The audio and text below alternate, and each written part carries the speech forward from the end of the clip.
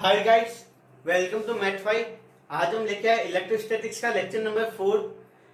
Last 3 lectures में हमने charge क्या होता है, properties of charges and Coulomb's law देख लिया था। आज हम कूलम्ब्स लॉ की थ्योरी को थोड़ा और आगे लेके जाते हैं और पढ़ते हैं परमिटिविटी क्या होता है।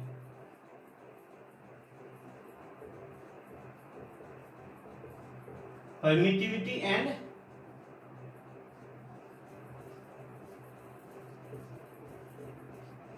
Relative permittivity.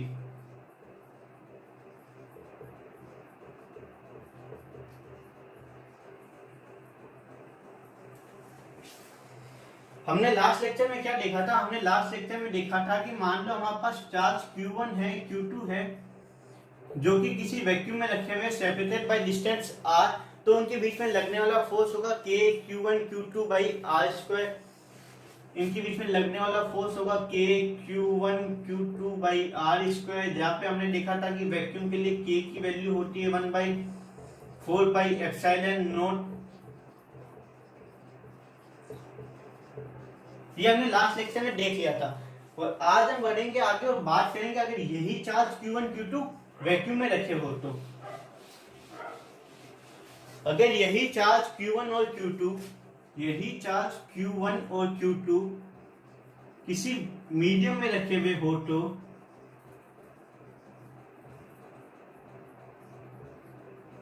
उनके बीच में लगने वाला फोर्स कितना होगा? उनके बीच में लगने वाला फोर्स होगा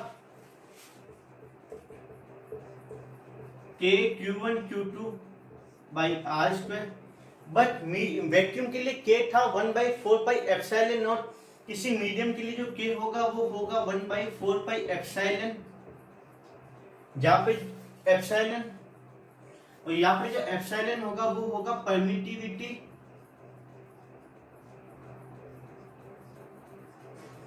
of medium.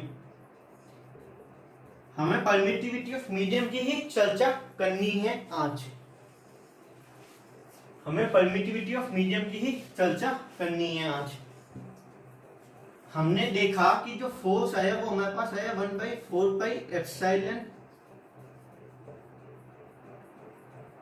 Q1 Q2 by r square. इस रिलेशन से हम देख सकते हैं कि जैसे जैसे एप्सिलॉन की वैल्यू बढ़ेगी वैसे वैसे फोर्स की वैल्यू घटेगी, और जैसे जैसे एप्सिलॉन की वैल्यू घटेगी वैसे वैसे फोर्स की वैल्यू बढ़ेगी। ये क्या है? बेसिकली एप्सिलॉन क्या होगा? एप्सिलॉन क्या करेगा? एप्सिलॉन का नाम ही क्या है? परमिटिविटी। ये क्या करेगा? किसी को परमिट करेगा, ये अपनी ही फील्ड को परमिट करेगा ताकि इन दो चार्जेस के बीच में लगने वाली इंटरेक्शन फील्ड को कम कर पाए। ये एप्सिलॉन क्या करेगा? ये एप्सिलॉन क्या करेगा? It permits its own field to decrease the interaction field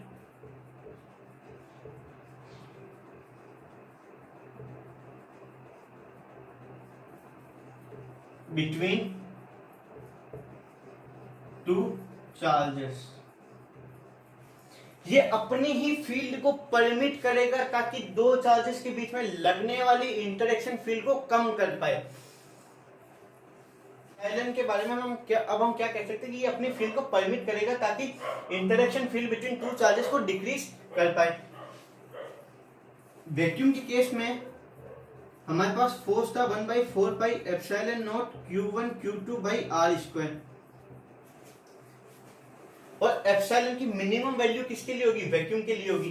तो एप्सिलॉन की मिनिमम वैल्यू किसके लिए होगी? वैक्यूम के लिए होगी। तब इस केस में जो फोर्स आएगा वो मैक्सिमम किस केस में आएगा? F not. मींस वैक्यूम वाले केस में हमारे पास जो फोर्स आएगा वो हमारे पास मैक्सिमम आएगा। इसकी थोड़ी और फील लेते हैं। मान लो हमने इस सिस्टम को पानी के अंदर रखा, इस सिस्टम को हमने वाटर के अंदर रखा, तो जो वाटर का मॉलिक्यूल होगा वो Q1 और Q2 दोनों को सराउंड करेगा। और हमने पढ़ रखा है कि हमारा जो कोई भी कंडक्टर होगा, कोई भी मॉलिक्यूल होगा, वो किसी चार्ज के प्रेजेंस में क्या हो जाएगा, पोलराइज हो जाएगा, उसमें पोल्स क्रिएट हो जाएंगे। कैसे, मान लो ये Q1 है और हमारे पास ये पानी का मॉलिक्यूल है, तो ये Q1 क्या करेगा, इस पानी के मॉलिक्यूल से इलेक्ट्रॉन्स को अपनी तरफ खींचेगा,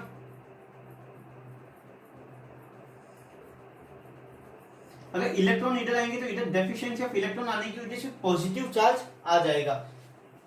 तो इस Q1 की वजह से वाटर का मॉलिक्यूल क्या हो जाएगा, पोलराइज हो जाएगा। और डाइपोल का मतलब क्या होता है, डाइपोल का मतलब होता है, डाई मतलब दो, वो पोल मतलब पोल्स का क्रिएट होना, नेगेटिव पोल का और पॉजिटिव पोल का क्रिएट होना।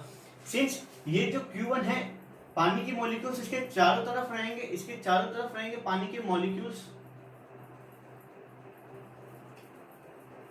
और Q2 के भी चारों तरफ पानी के मॉलिक्यूल्स रहेंगे।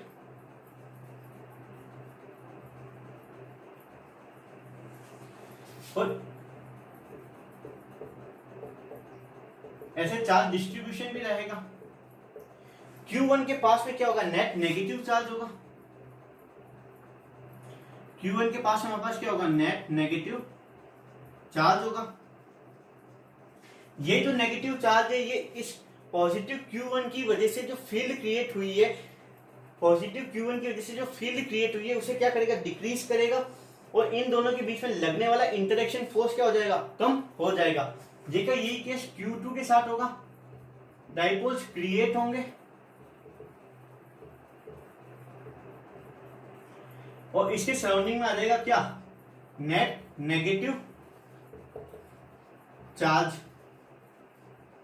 ये जो नेट नेगेटिव चार्ज होगा वो इस Q2 की वजह से जो इंटरेक्शन फील्ड लगेगी इन चार्जेस के बीच में, उसको भी क्या करेगा, कम करेगा।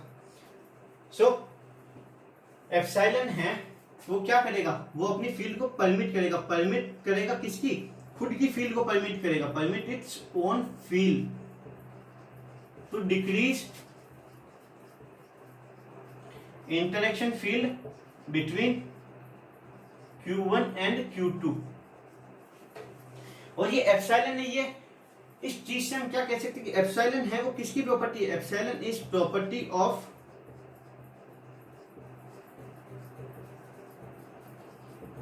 मीडियम। एप्सिलॉन है वो अपनी मीडियम की प्रॉपर्टी है। आगे चलते हैं, आगे कुछ और बातें करेंगे।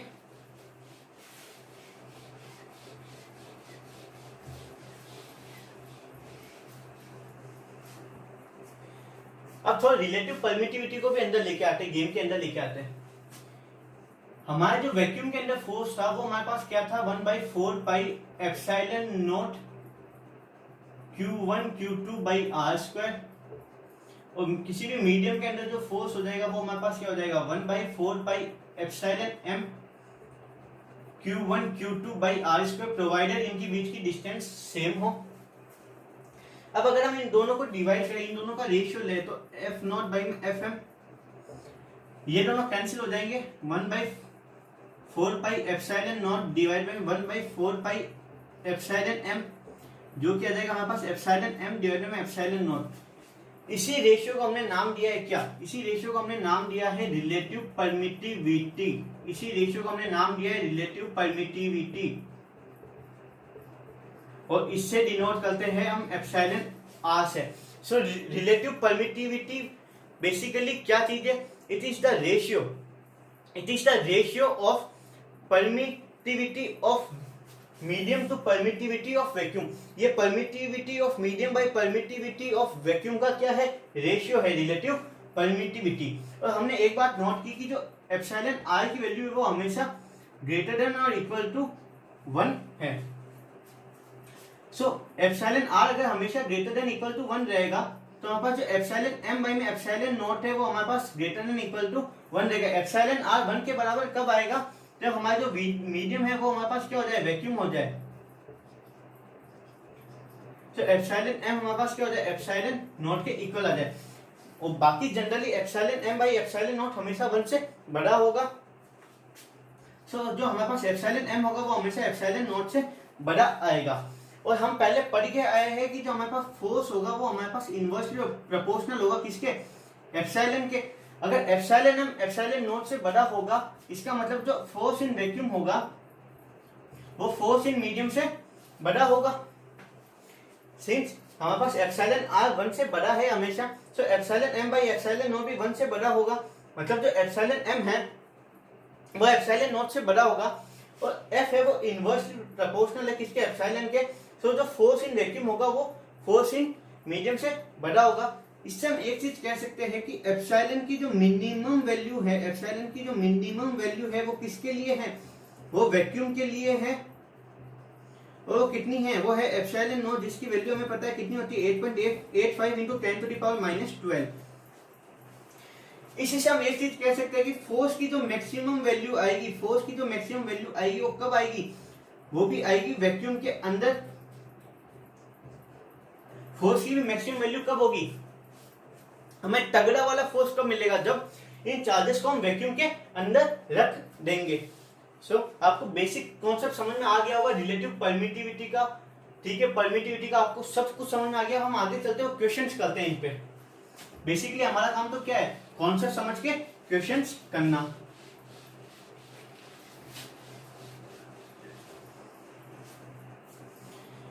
सो आप लोग क्वेश्चन लिखो।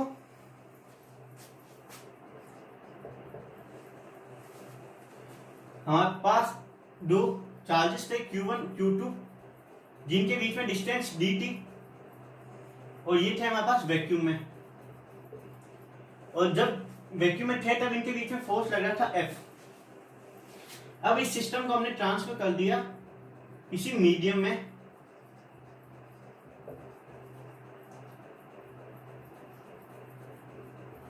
डिस्टेंस रही सेम d, और मीडियम के अंदर इन पे जो फोर्स लग रहा था उसकी वैल्यू थी F/4। आपको निकालना है find the dielectric constant of medium. आपको मीडियम का डाइइलेक्ट्रिक कांस्टेंट निकालना है। सो आप ट्राई करो इस क्वेश्चन को, आपने ट्राई कर लिया होगा। अब हम चलते हैं आगे, सॉल्व करते हैं इसको, आंसर मैच करना आप लोग।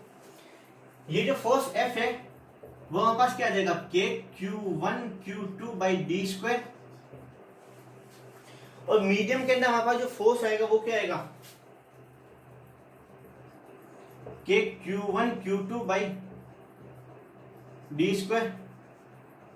क्या ये के बराबर है, नहीं, इसीलिए हमेशा फोर्स को एप्सिलॉन के टर्म में लिखना सही रहता है। 1/4πε0 Q1 Q2/d², और ये आएगा 1/4πε Q1 Q2/d²। इन दोनों को करो डिवाइड, क्या आएगा F डिवाइड में F/4। इससे ये कैंसिल हो जाएगा, 4π से 4π कैंसिल हो जाएगा, क्या आएगा 1/ε0, यानी 1/ε_m। एप्सिलॉन m ऊपर जाएगा, ε0 नीचे जाएगा, और ये 4 जाएगा ऊपर। पर εm/ε0 कितना होता है, εr, जो कि होता है हमारे पास रिलेटिव परमिटिविटी, जिसकी वैल्यू कितनी आ गई हमारे पास 4। सो ये क्वेश्चन नोट करो आप, अगले क्वेश्चन पे चलते हैं। नोट कर लिया होगा।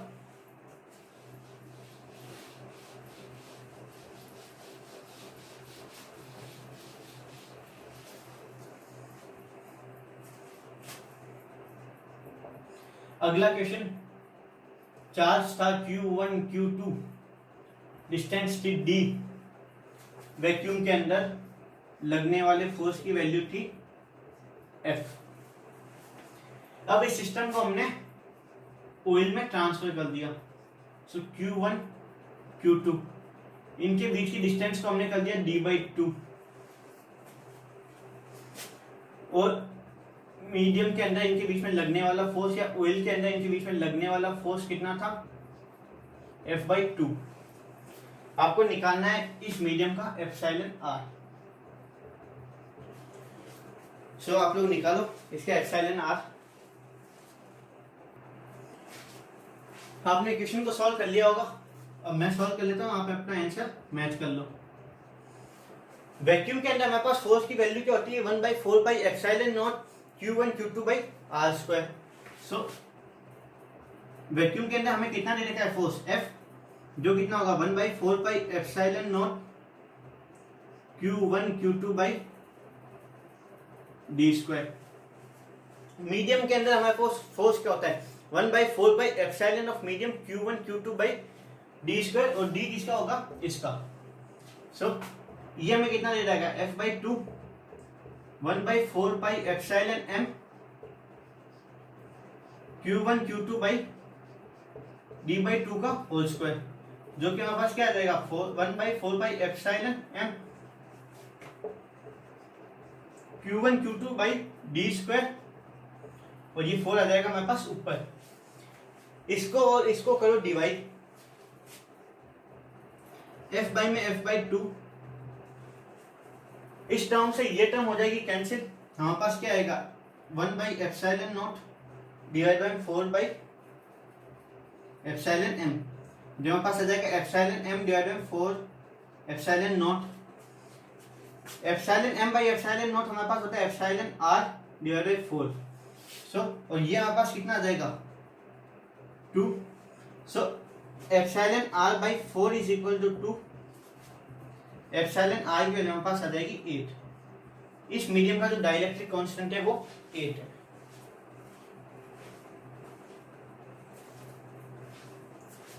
सो इसे नोट कर लिया होगा आपने।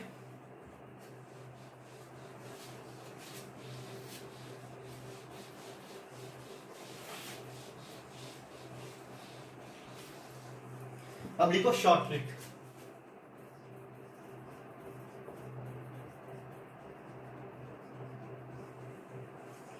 अब अगर हमारे पास ऐसे इक्वेशन आएंगे तो क्या हम बार बार इतना लंबा मेथड करेंगे? नहीं। एक केस में इसमें शॉर्ट ट्रिक लग सकती है, वो क्या है, when distance between charges remains same after transferring to medium।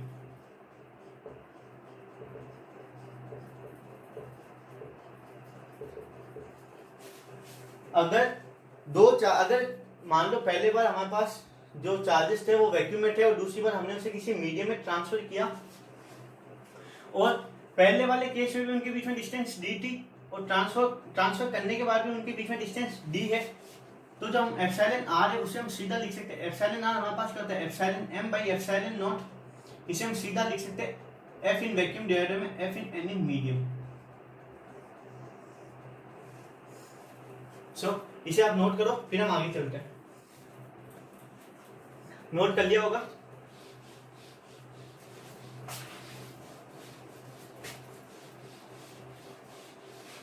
इसका एक बढ़िया सा सवाल है जो जेईई मेंस AIEEE में आया हुआ है, वो हम नेक्स्ट लेक्चर में करेंगे।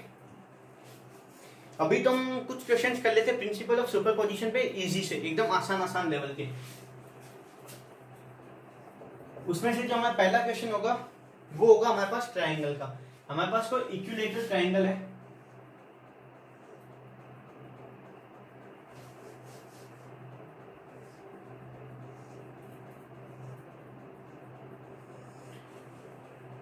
ABC, ये हमारे पास कोई इक्विलेटरल ट्राइंगल है जिसकी साइड्स हमें A दे रखी है। आपको पॉइंट A पे रखे हुए चार्ज Q पे लगने वाला नेट फोर्स निकालना है। हमें क्या निकालना है, find F net on Q charge Q placed at point A। Point A पे रखे हुए चार्ज Q पे हमें नेट फोर्स निकालना है। कैसे निकाल सकते हैं बताइए, आसान क्वेश्चन है। क्या, जो चार्ज B पे रखा हुआ है उसकी वजह से जो फोर्स होगा वो कैसे होगा, ऐसे होगा, और जो चार्ज C पे रखा हुआ है उसकी वजह से जो फोर्स होगा वो कैसे होगा, वो ऐसे होगा।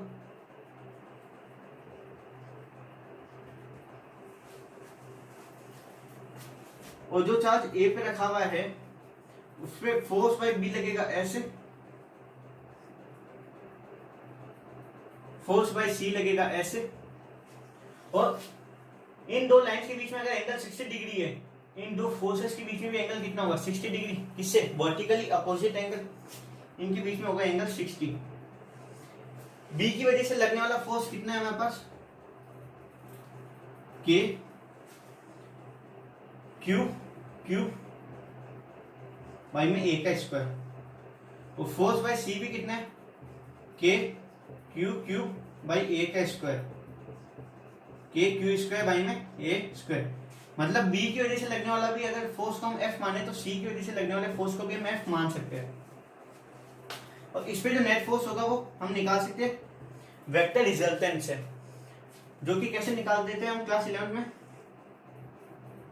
एफ ए का स्क्वायर प्लस एफ बी का square plus 2 F A F B cos of angle between them. F A की वैल्यू कितनी है हमारे पास, एफ स्क्वायर, बी की भी F, 2 F F cos 60, cos 60 होता है हाफ, इस हिसाब से ये 2 हो जाएगा कैंसिल, हमारे पास वैल्यू कितनी आएगी √3 एफ, और एफ की वैल्यू हमारे पास कितनी है, के Q square by A square. ये हो गया आपका क्वेश्चन सॉल्व। अब एक और क्वेश्चन कर लेते हैं ऐसा,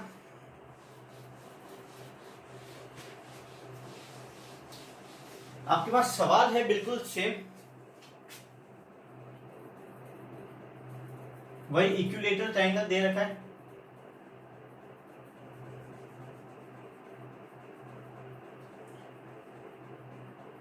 और इस बार जो पॉइंट ए पे चार्ज रखा हुआ है क्यू नहीं माइनस क्यू है,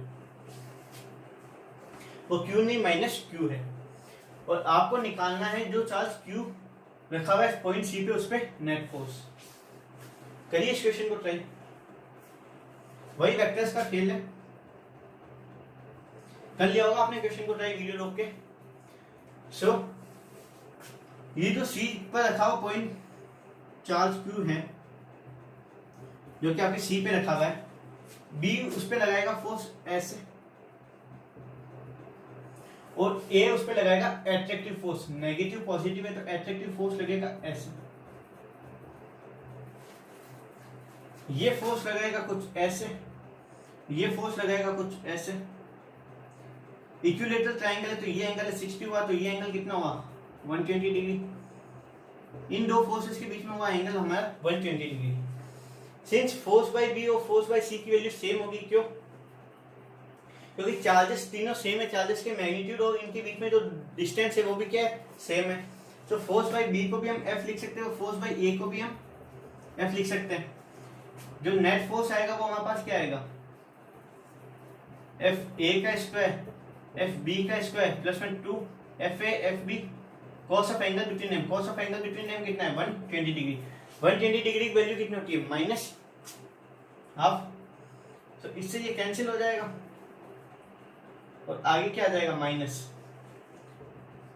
तो 2f square minus F square, हमारे पास वैल्यू कितनी आ गई f, जो कि हमारे पास क्या था K Q square by A square. So आसान क्वेश्चन था ये भी। एक क्वेश्चन हम स्क्वायर वाला भी कर लेते हैं।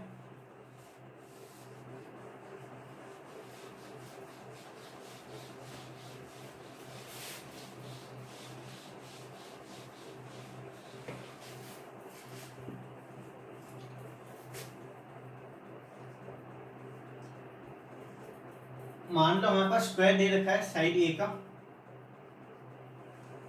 ये हमारे पास स्क्वायर है साइड ए का, जिसके चारों वर्टेक्स पे चार्ज क्यू रखा हुआ है। हमें इस चार्ज पे लगने वाला नेट फोर्स निकालना है। निकालो वीडियो पॉज करके आप लोग। सो आपने सवाल को सॉल्व कर लिया होगा। अब ये भी तो पिछले वाले जैसा ही क्वेश्चन है, सिंपल फोर्स को डायरेक्शन दिखानी है, मतलब इस चार्ज पे इसकी वजह से किधर लगेगा फोर्स, इसकी वजह से किधर लगेगा, इसकी वजह से किधर लगेगा, और फिर उनका रिजल्टेंट निकालना है। ऐसे काम आपने क्लास 11 में वेक्टर्स में खूब कर रखा है। सो इस क्यू की वजह से इस पे फोर्स लगेगा इधर,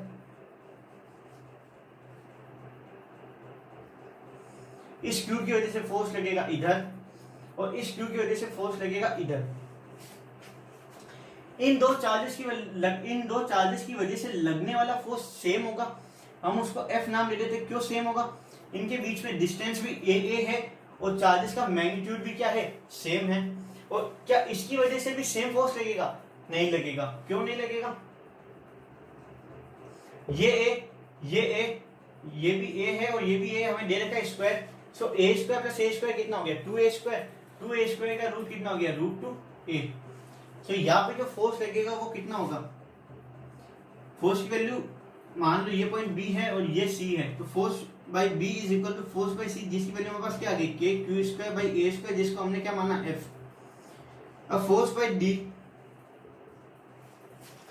इस डी की वजह से फोर्स कितना लगेगा, K Q square divided by 2a square, जो कि कितना हो जाएगा हमारे पास F/2, मतलब इधर लगेगा F/2 का फोर्स। अब हम इसे ऐसे भी सॉल्व कर सकते हैं कि इसका कंपोनेंट इधर ले ले, इसका इधर ले ले, आई और जे में बन जाएगा। फिर हम कैसे कर लेंगे, वेक्टर वाले मेथड से।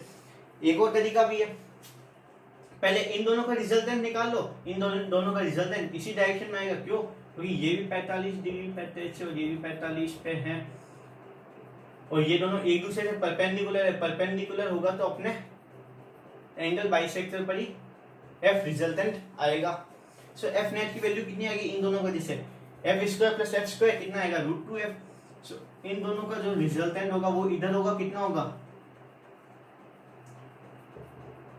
√2f। हमारे पास एफ नेट की वैल्यू कितनी आ जाएगी, एफ √2 प्लस हाफ। एफ की वैल्यू हमारे पास क्या है, के Q square by A square, half plus √2। सो आज के लिए हम इतना ही रखते हैं, अगले लेक्चर में कुछ बेहतरीन से क्वेश्चन